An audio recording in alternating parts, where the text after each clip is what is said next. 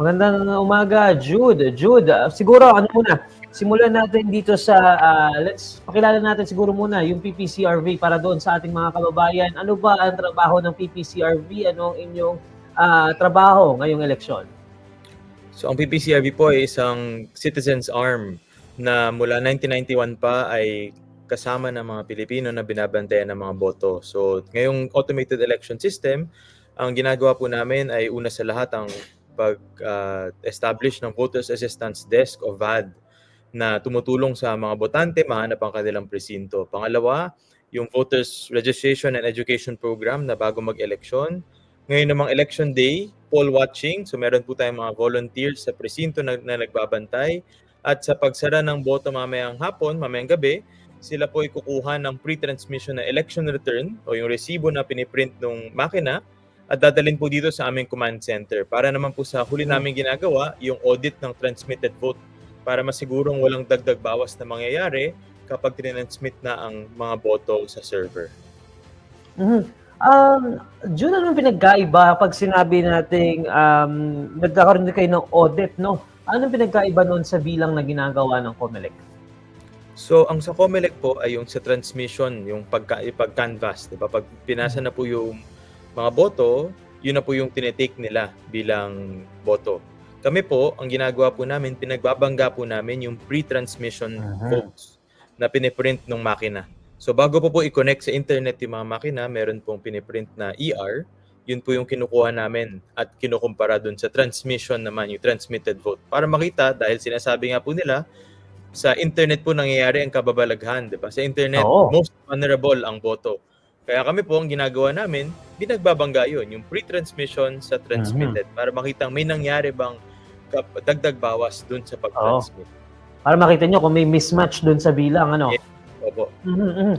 Jude, sabi nyo, isa sa mga trabaho nyo yung poll watching, no? May na ba nai-report sa inyo ng mga anomalya ngayong eleksyon?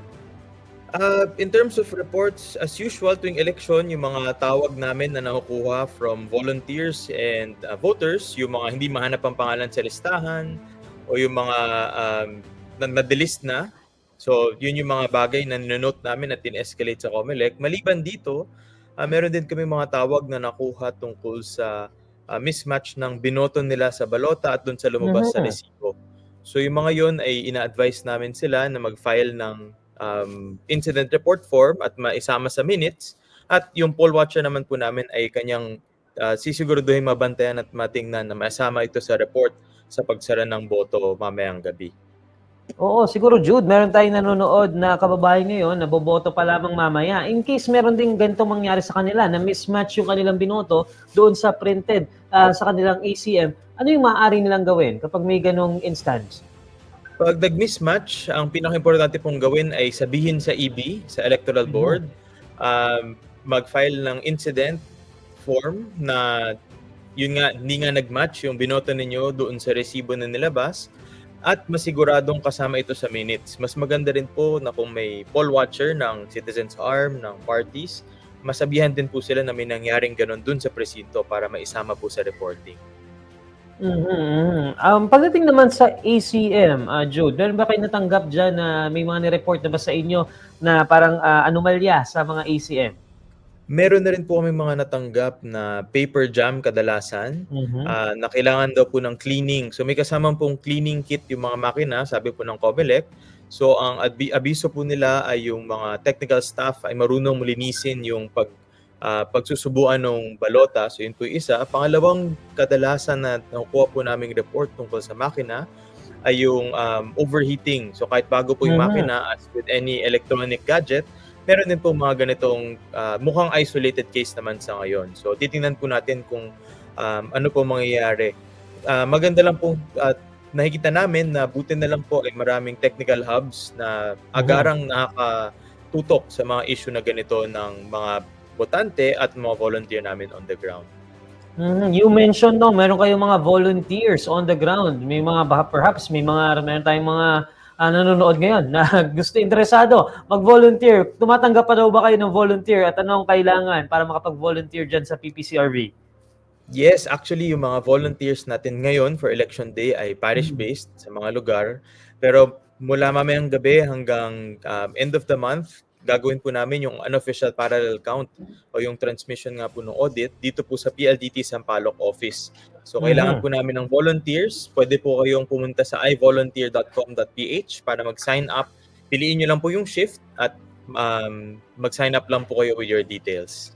Meron daw bang ano yan, Jude? May qualifications daw ba yan? Or parang may age range o may anong qualifications yung meron dyan para maging volunteer ka sa PPCRV? Qualifications dito po sa unofficial parallel count, can read, can write, and can use a computer. Kasi ang gagawin po natin dito ay yung pagbangga ng mismong resibo doon sa nakikita on screen. So wala naman pong technical knowledge required. So in terms of age, last 2022, ang pinakabata po naming volunteer ay 12 years old. Kasi wow, nga, 12 years old. able to use the computer and read and write, kukumpara lang naman po yung dalawa. So we welcome all volunteers. Kailangan lang po mag-sign up because space is quite limited. Since we will run for ilang araw, marami naman pong slots or shifts available. Baka may mga nagtatanong tayo ng mga viewers ngayon, no? Na parang sabihin, baka may 12 years old, katiwa-tiwala ba yung kanilang mga resulta na napoproduce dyan. So, okay naman, pagkakatiwalaan naman ng ating mga kababayan yung mga...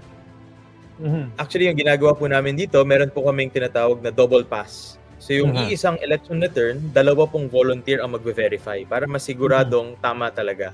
So, regardless of age, 12 years old, 30 years old, 50 years old ka, dalawang beses ma-verify yung election na turn kung tama ba talaga yung pag-verify ng tao. Kasi syempre, hindi natin maiwasan minsan ng human error, lalo na kung ilang beses ilan na yung nakikita mo, di ba? Nababasa mo.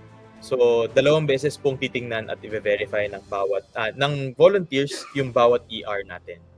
Okay, Jude, baka meron kayong ways dyan. How can people reach out dito sa PPCRV kung meron silang mga reklamo, meron silang mga anomalya na nare-report sa kanilang lugar? If they want to volunteer, ano yung mga ways natin para to reach out dito sa PPCRV? For any concerns or incident reports, you may contact our PPCRV hotline. That is 0919-05-PPCRV or 0919-05-77 278. And then sa mga gusto naman po mag-volunteer dito sa aming command center or unofficial parallel count, simula po mamayang gabi, pwede po kayong pumunta sa ivolunteer.com.ph. Search nyo lang po ang PPCRV, nandun na po lahat ng shifts natin mula ngayon hanggang May 31. Okay, hanggang May 31, merong magkakaroon ng bilangan dyan. Tama, Jude? Yes, we are hoping na by then matapos namin, pero nakadepende po ito sa pagdating ng mga physical election returns kasi syempre kukulit at ipapadala pa po dito sa Maynila.